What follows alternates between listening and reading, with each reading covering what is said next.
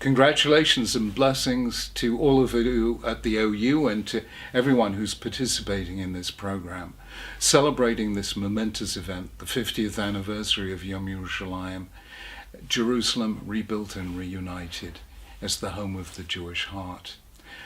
Each of you will be learning about the spiritual as well as the political and historical significance of Jerusalem. And here are some of my thoughts on what Yerushalayim means to me.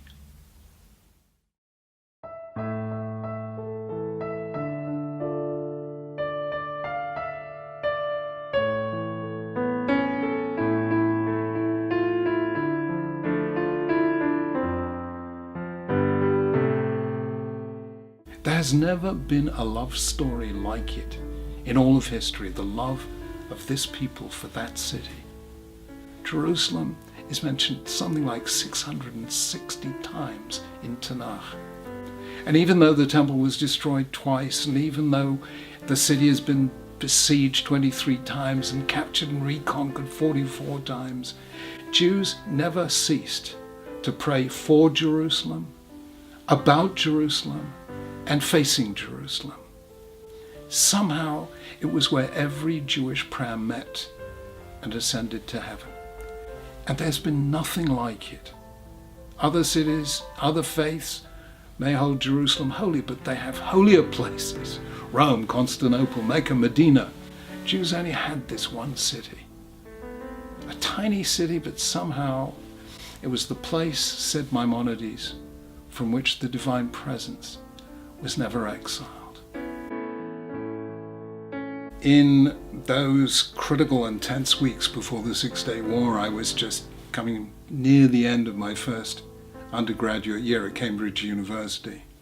And for the 3 weeks beforehand, we all felt that something terrible was going to happen after all the troops were massed on the Egyptian and Syrian borders. And all of us, all of my generation born after the Holocaust, feared that we were about to witness a second Holocaust. All the Jewish students, vast numbers of them, turned up in the little shul in Thompson's Lane to pray. I've never seen so many people there before or since.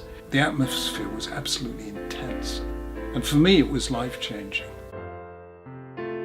As soon as we saw the paratroopers, as soon as we heard the words Rabbi Biyadenu, I knew I had to go there and see it for myself.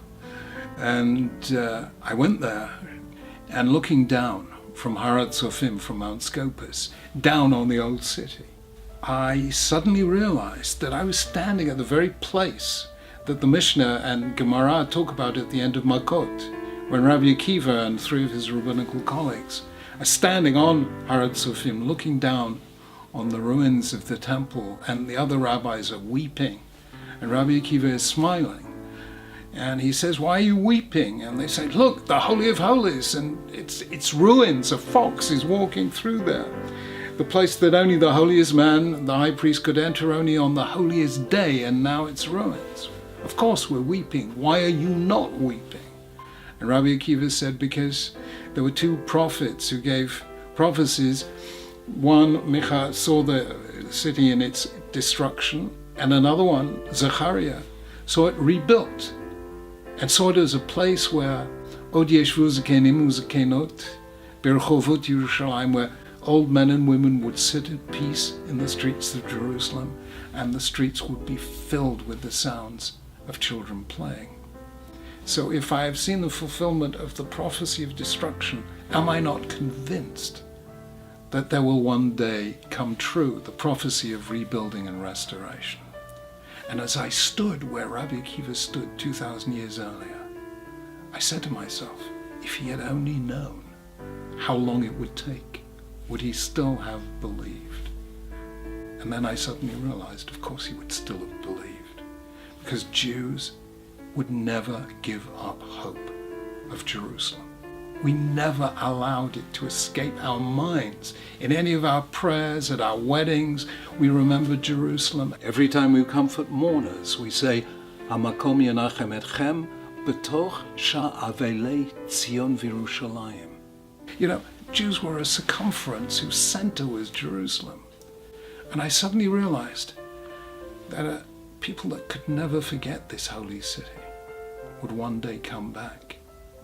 And as I stood there, soon after the Six-Day War, I suddenly realized that faith brought back Jews to Jerusalem and will one day rebuild its ruins. That is the most powerful testimony of faith I know.